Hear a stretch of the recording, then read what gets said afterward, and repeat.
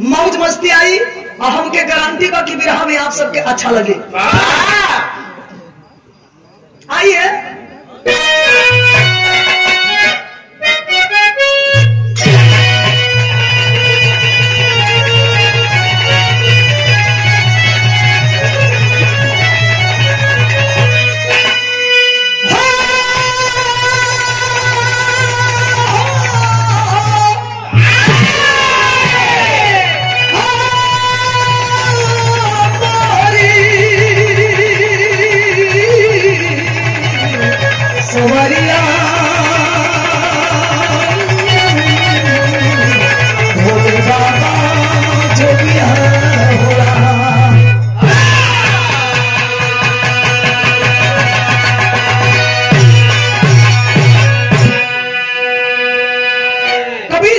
सुंदर भाव लिखते हैं, जरा ध्यान देंगे, समय की बात है।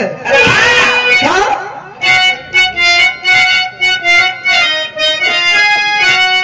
कर्म को ही प्रधान बताते हैं सभी,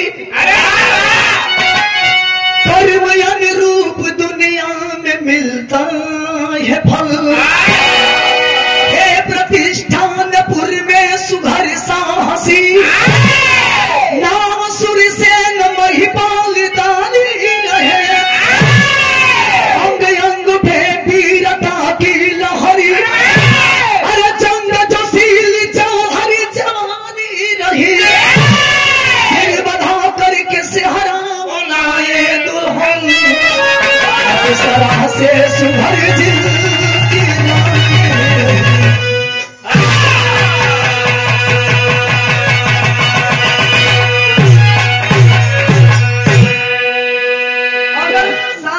सुनत हो खब जाए तब तो बिरहा लाइन बाय लाइन समझ में आई। राजा जो ने राजा का नाम बतावल गई सुरसेन राजा। राजा के समय पाई के शादी भई, विदाई कराई के दुल्हन के लेकर अइलन। जैसे आज रुआ सब भोज करत नहीं जा, राजा के वह बहुत भोज वाला समय हो। जिंदगी के पहिल की रात 3 गो रात बड़ी अनमोल होले। कौन कौन हो भैया? जन्म के रात, दूसर की रात, मरण के रात, तीसर की रात, जेके लोग सुहाग रात कहलो। जौना में मर्डर होला, तोहरे में मर्डर भई रहल, हल्का फुल्का खून खराबा होला। इनके में गलती ना, जिंदगी भर बिरहा के टेरी बोलना। आज ले जनबे ना कहले कि सुहाग रात के मतलब होला का। अरे भैया इनकर सुहाग रात इनकर बाबूजी मनाते हलो। तू मना देलो तो तू का करते रे भैया? अरे पारसी हो। अरे भैया इस सफाई अभियान के कार्यकर्ता रहे वहाँ। बाबू मनाओ तो लोग सफाई करते रहे। खैर उससे हमको लेना देना नहीं है। राम राम राम राम, हम संत आदमी हैं, ये सब से हम बहुत दूर रहते हैं। पहिल की रात भी राजा रानी के देखल कहला, ओ हो ऊपर वाला कभी कभी देलम तो देलम, कितनी सुंदर मेरी दिल की रानी है। नाक बुझाता जैसे सुगा के ठोर ओट के तगनी चाउर, गर्दन सुराही दार, बुझाता जैसे मोती के माला, बुझाता जैसे पुरैन के पतई है, छलकता हो बाबू। हाई तो एक मुठा के आए है और नीचे से खाए के मतलब हमार कहे के मतलब कि ओकर जंघवा के दली के खामा लागत रहो। बबुआ फिटर रहन, मर गए वही जगह पे हो करत बा। राजा कहलन कैसा ने मेहरारू सबके मिले के चाहिए, और सब मेहरारू जकरा के मिल जा भगवान कभी कभी जोड़ी लगावे लो। ऐसा मेहरारू जके मिल जाए 10 दिन भोजन ना करी तो चली, तू चाट के रह गई हो भैया। जैसा मेरे ड्राइवर साहेब बड़न खाली पानी पी के दिन बिता ले। राजा कल्पना करो तुम कैसे ना मेहरारू मिले के चाहिए। धीरे धीरे राजा रानी के समय बीता तो प्यार वाला बात होता 2 साल के समय बीत गई। कवि जी बिरहा में तर्ज लिखलन पूरन की तर्ज मास्टर।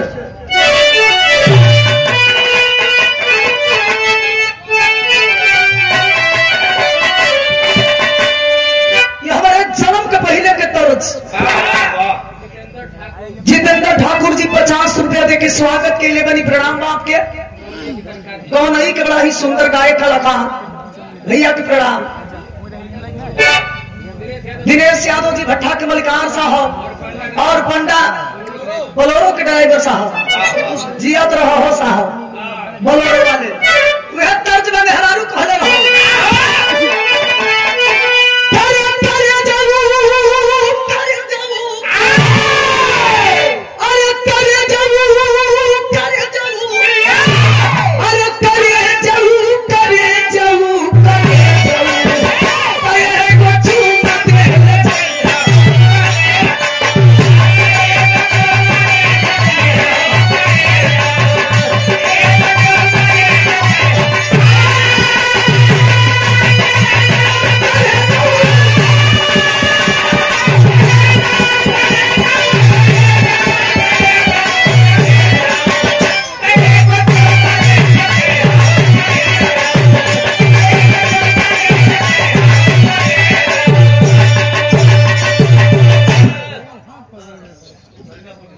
सरनापुर के पावन धरती से पूजनीय चाचा जी 100 रुपया देके स्वागत केले बनी क्या नाम है क्या नाम सेहत बहादुर यादव जी चाचा जी की ओर से एक तर्ज पर बहुत बहुत प्रणाम बिरहा के भाव निकल गई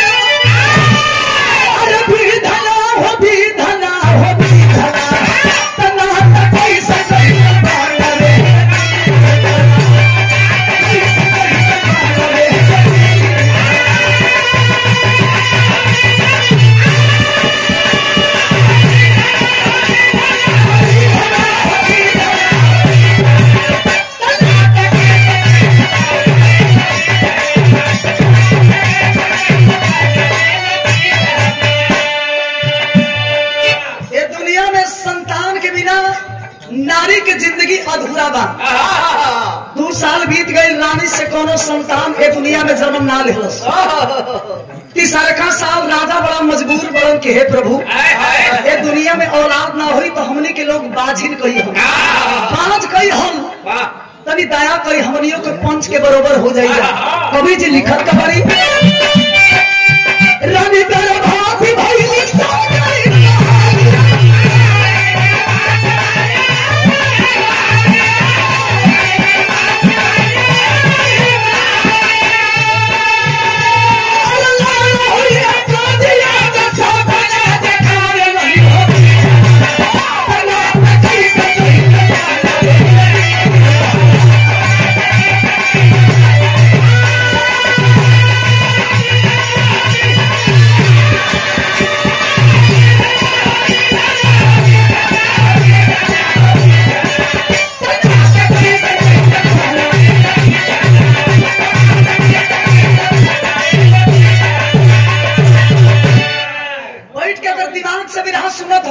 पॉइंट आप लोग नोट करो रानी के तीसरका साल बेटा ए दुनिया में जन्म लेवे वाला बा राजा मिठाई बटवाओ तब सोहर गवाओ तब लेकिन जानो तनी जे 9वां महीना ये दुनिया में रानी जन्म कौन चीज के दिहली रानी के गर्भ से बेटा बेटी ना रानी के गर्भ से एगो नाग बेटा के पैदाइशी भइल रानी नाग बेटा के दुनिया में जन्म दिहली राजा के जानकारी मिलल के मेरे रानी से नाग पैदा भइल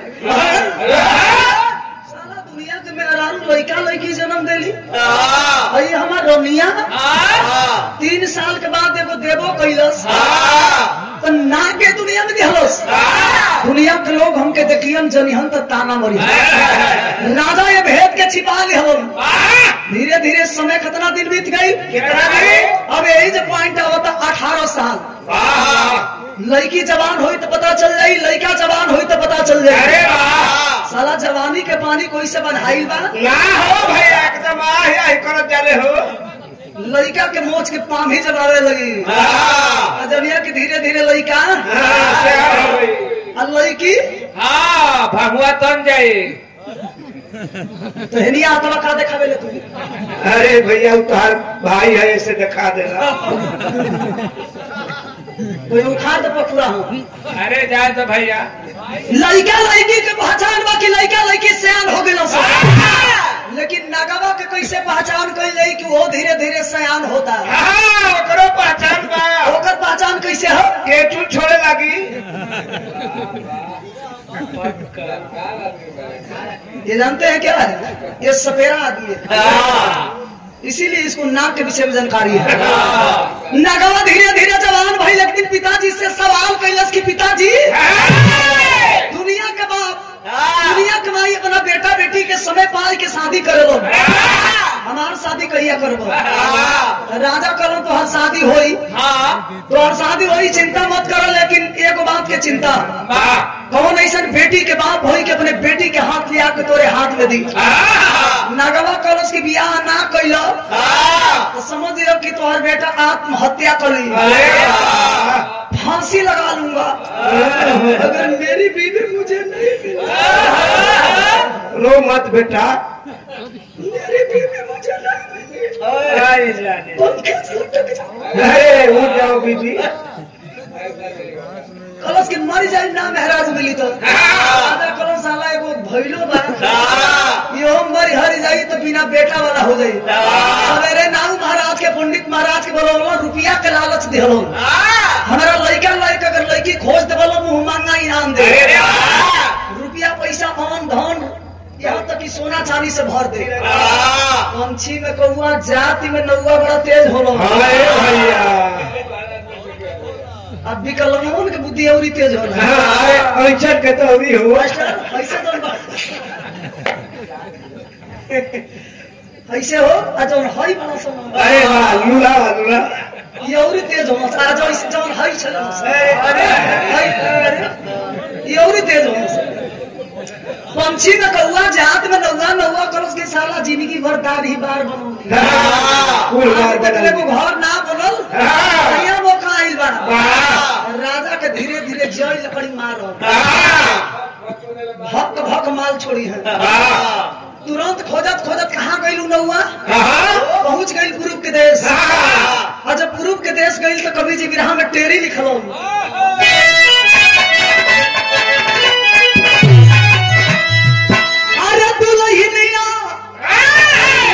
पहले के टेरी में कितना दम हो, कवि जी लिखा था नहीं।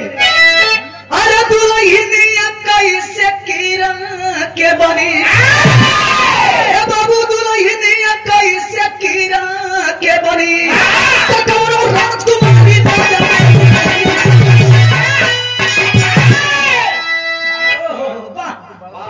दुल्हनिया कैसे कीड़ा के बनी, राजकुमारी राजा के बेटहिनिया दुल्हनिया कैसे कीड़ा के बनी। नाऊ पंडित लड़की खोजे पा करके राजा के देश, फिक्र लिया के राजा विजय सिंह जो रहते पूर्व के देश, बेटिया उनकी रही भोगवती जब सुनी सारा संदेश, भाग्य में मेरे नागपति है भोगा चाहे लाख कलेश। नौआ पहुंचल कहाँ? पूर्व के देश में, बांग्लादेश में। वही बांग्लादेश में एगो राजा वाला, राजा के नाम बा विजय सिंह के कलौती बेटी, 45 पार करतिया, सनकुट हो गल का ओकर बाद नाम बस सूरज जी भोगवती। नौआ जाके कलश के राजा की जय हो, महाराजा की जय हो। बियाह कली रोगा लड़की खाती, लड़का बड़ा सुंदर देखले बना, मानो नियर बोलेला, लेकिन एगो लेकिन हो सांप वैसा बोलेला। राजा कहा निकाल गोदी, निकाल के 5 गोदी मारो से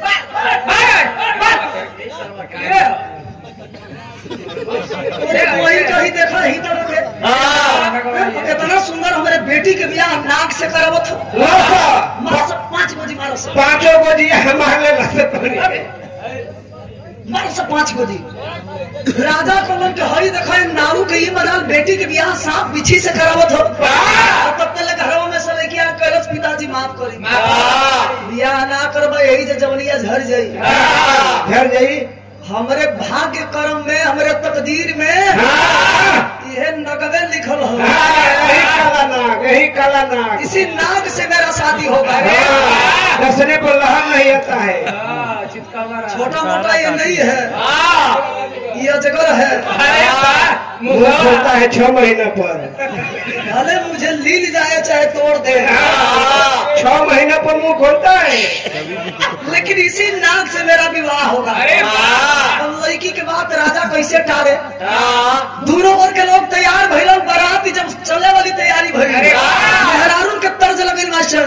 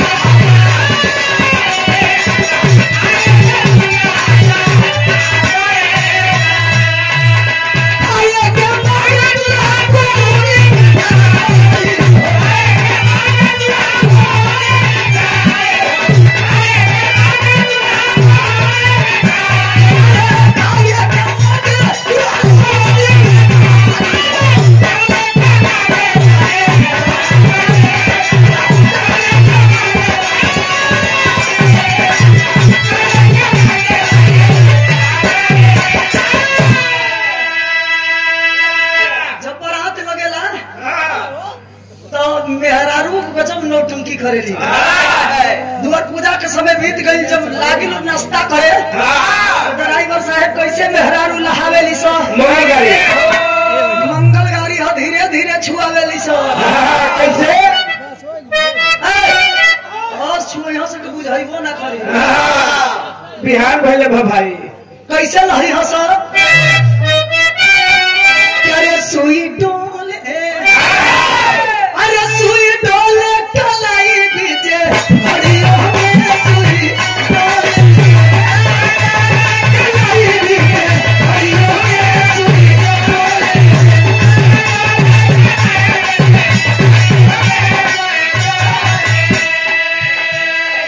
आज आपुल की रात है, जेकर जेकर रिश्ता हमारे से छोड़ने वाले हम नहीं है। लहाई लहाई कहियो सो दिनेश यादव जी भट्टा कमलकार साहब और हमारे पंडा बलोरो वाले भैया बहुत बहुत प्रणाम। कैसे लहावेली फलाना के बहिना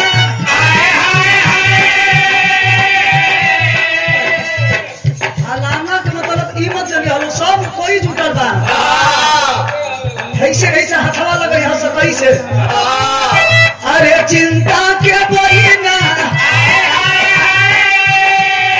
चिंता के बहिना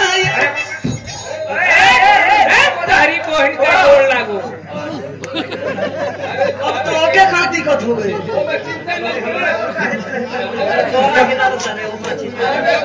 यही नाम के पुअदमिया रहो चिंता देवी ओके की बात हो माने तू जनावर चाहता समाज में कि तोरे नाम हो यह हाथ मत देखैया कैसे कहेली से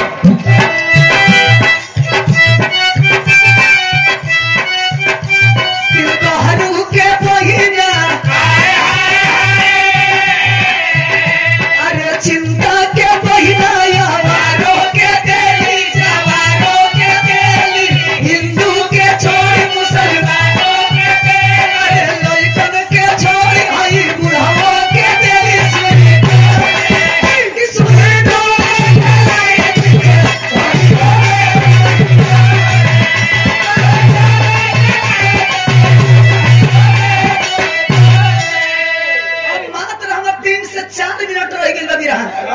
लहावत और समय हरारू जलपान होता अरे लड़की के बाप बड़ा खुश बड़न की बेटी के बियाह होता, लेकिन बाहर समझो रिश्ता स्वर्ग में तय होता है।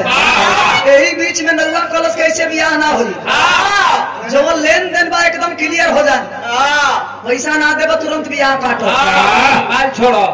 राजा कलम की बियाह हो जाने तो कलश की ना ना ना पहले पैसा पैसा ना दबा बियाह ना हुई। माल छोड़िए राजा साहब। दुल्हे राजा की सिस्टर जलालपुर के पावन धरती से हमारे बहन जी, जलालपुर के पावन धरती से हमारे गायत्री देवी बहन जी की ओर से 100 रुपये का आशीर्वाद। बहन जी के बहुत बहुत प्रणाम है। वहां पर ही गोपाल गाड़ी है, एक गाड़ी के सुने खातिर लोग पैसा दे दे के सुने लो। कि सरकी जाना तरीका हाई विचार हो तो हम लोग ना रउआ सबके मन बात बोली, हम का दिन तो छोड़ दी। दूसरा की कैसे कहियो सो, दूसरा की लहावेली सो कि इन्हें दूर करो, इन्हें दूर करो भगवाया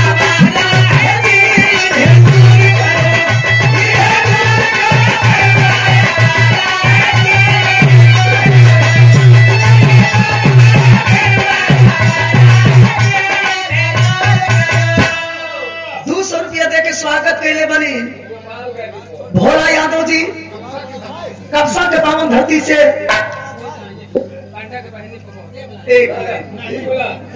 अब हम उनके बहिनी के कहा हमके करिए, हम हमार गलती ना एक लाइन अच्छा तो कोनो दिक्कत ना। अब बताओ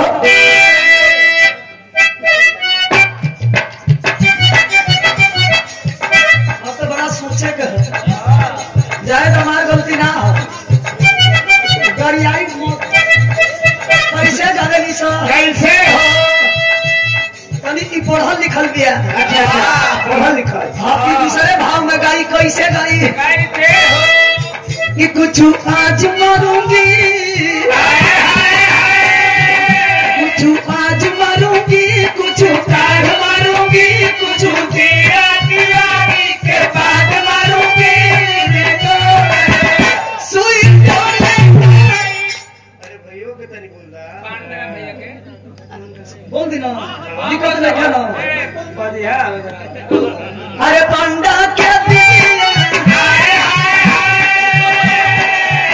पढ़े जाने लेकिन ना जाने लगी ना, देखे लेकिन ना देखे लगी ना, हमारे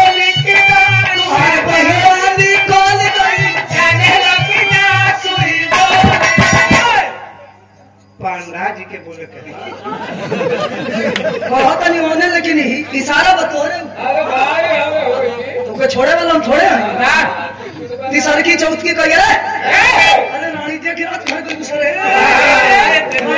बड़ा खिलाड़ी बड़ी सही तू कैसे गाई। अरे ओ माय डियर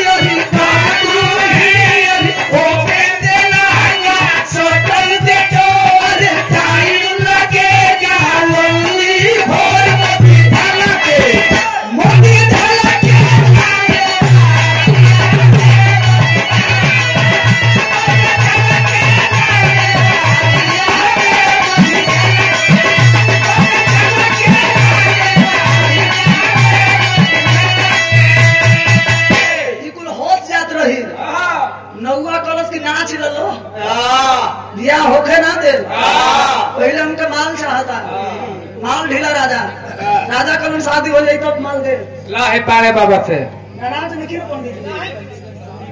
पंडित जी लोग को काम हो धंधा पानी हम मिल के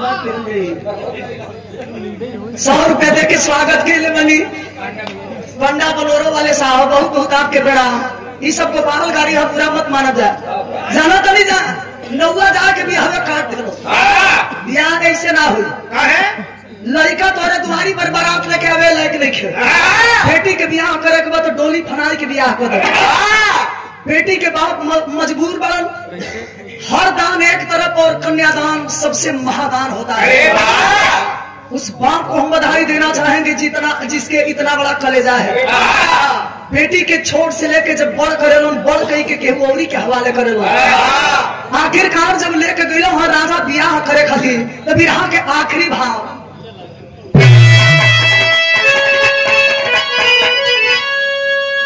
स्वर्गीय रामदेव गुरु जी वाला लग गई बहादुर।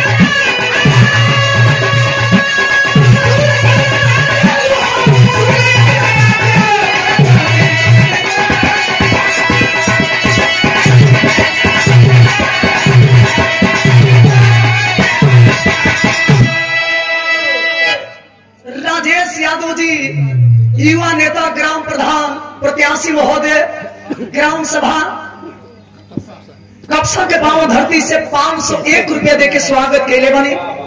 प्रधान जी के चरण छू के प्रणाम। यही गीत पर गीत इसे तनिको कम भाव में लेके पानी।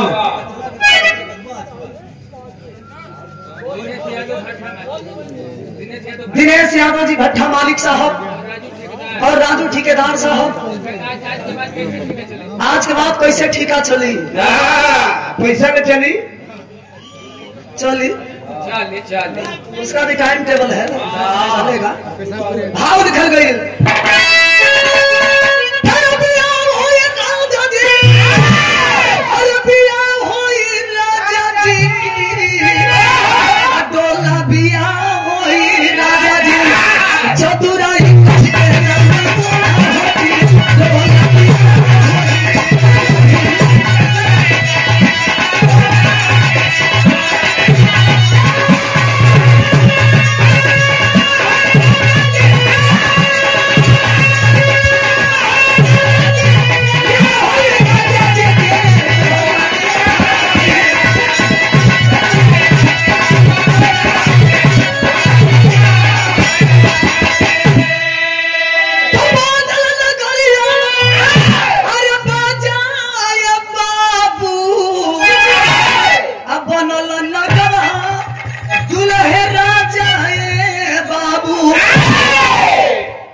आदमी रही तो शेरवानी पहनी, सेहरा बनाई, गोड़ में जूता पहनी, लेकिन ये बतावो नागवा कैसे सेहरा पहनी? 200 रुपया दे के स्वागत के लिए बनी। सोहन यादव जी सधुआपुर के पावन धरती से 200 रुपया दे के स्वागत के लिए बनी। चरण छू के प्रणाम। आशीर्वाद के प्रतीक्षा बा।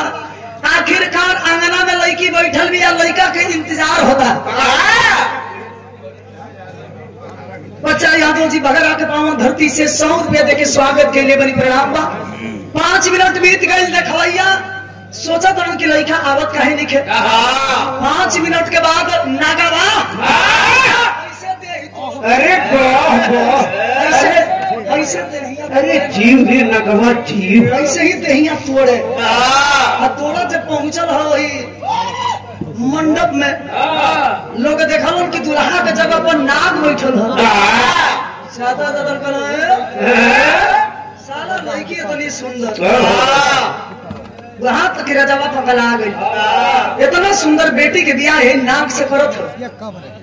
चाचा दादा लोग कहल हो सके एक भाग तकदीर में यह लिखल हो। लड़का कुल जानते बड़ा चुड़ुक्का होला। दादा तो लोग गजब बात करो तो बियाह तो कैसा हो जाई, लेकिन सोचे वाली बात नहीं ना। माइटर फंसा तक इन्हें क्या फंसो कि नगमा सुहाग रात कैसे मनाई? मनाई हो भैया? कैसे मनाई? अरे भैया पोछिया ले मना ले। अरे पोछी से मनाई हूँ। सृष्टि के रचना कैसे हुई, कैसे परिवर्तन हुई, कैसे खानदान बढ़ी। साला उसी का एजेंट है। सोचे वाली बात बता। यहाँ पे जब फंसा था कि आखिर लड़की कैसे दुनिया में खानदान के आगे बढ़ाई, वारिस कैसे पैदा करेगी। असमंजस में लोग बढ़ो, लेकिन विधि का लिखा हुआ इस धरती पे कोई मिटाने वाला नहीं है। रिश्ता स्वर्ग में तय होता है। नागवा जाना तो बियाह कैसे कैलो? कैसे हो? कैसे डाल गला से जब सुहाग रात की बेरी आई वो खुशे बाकी चला नून गुदरी काटल ले। साला वो कौन ना होना सा, वो बड़ा फूके सा ऐसा ही लौर ऐसा खड़ा होना सा। जाए को वही पर बैठ गई कलश की पुरान की तैयारी। आपके लिए मैं कुछ लेकर के तो नहीं आया हूँ। कलश के हमके चाहबो ना करी, बस इतना बता था कि कैसे सांप बनल। कलश की जाना तो सांप हम कैसे बननी। एगो समय रहल कि कैलाश पर्वत पर भोलेनाथ भैया रमा रहे थे। बहुत दिन के बाद पार्वती जी 16 सिंगार सजाती हैं और भोलेनाथ के सामने जब जाकर के खड़ी हुई, भोलेनाथ के ध्यान टूटल मेहरारू के देखलो, ध्यान टूट गई। सूरज बाबू मेहरारू लड़की ऐसा चीज होली कि बड़े बड़े ऋषि महर्षि लोग के कंठी टूट जाला। जैसे में आसाराम बापू नारायण साई नारद जी के बानर के रूप में लड़ल के लाशा चाटे के बदल मेहरारू के चलते, सोने के लंका जल गई मेहरारू के चलते, महाभारत की लड़ाई भई द्रौपदी के चलते। मेहरारू ऐसा चीज होली झुका दिली, झुका ना देली, चाहिए तो बना यहाँ चाहिए तो बिगाड़ दी। नारी हमारे गुरु जी लिखे थे कि नारी ही नर को जन्म देती, जग में सुमन से जो सबको सजाती है नारी। नारी कब्र में रमते नारायण महामाया, जग में कहती है नारी। नारी से कोई नहीं पार पाया, भटके को रास्ता दिखाती है नारी। नारी बा खेत भरे वाली नारी नाम मेहरारू, दुर्गा काली, झांसी के रानी फूलन देवी, कभी कोठे की रानी भी बनी है। आज जब मुंड घूम जाई ना पगड़िया जौन कौन हले बड़ा वही मेहरारू के चलते कब से खत्म हो जाई। मेहरारू बड़ा खुश भी है कि याद भले कुछ भी भई। नगवा बतौलत की है समय बाद भोलेनाथ के हाथ में उस समय कंगन के रूप में रहनी। भोलेनाथ पार्वती के देखलन हंसे लगल, हम हंस दिहनी। भोलेनाथ कहलन कि साला मेहरारू हमार मेहरारू है नाक के, अरे सॉरी एक कंगन के ही बदल के हमारे मेहरारू पर हंसता। श्राप दे दिया, जाओ मृतलोक की नगरी में मनुष्य से तुम्हारा जन्म होगा, लेकिन इंसान के रूप में नहीं, नाग के रूप में। रोवे लगनी बियाह कैसे हुई? कॉलम की मृतलोक की नगरी में मनुष्य से तुम्हारा जन्म होगा, किसी राजकुमारी से जब विवाह होगा, उसी राजकुमारी के साथ जब गौतमी नदी में स्नान करोगे, सांप के रूप से तुम्हें मुक्ति मिल जाएगी।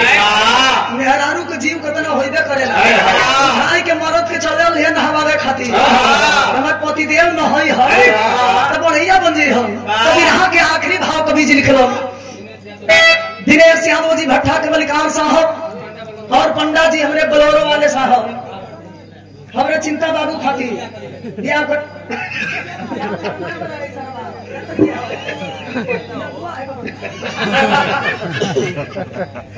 विवाह के आखिरी भाव, बोली दुल्ही चल के अब नहाला सजना, अपन बिगड़ल जीवन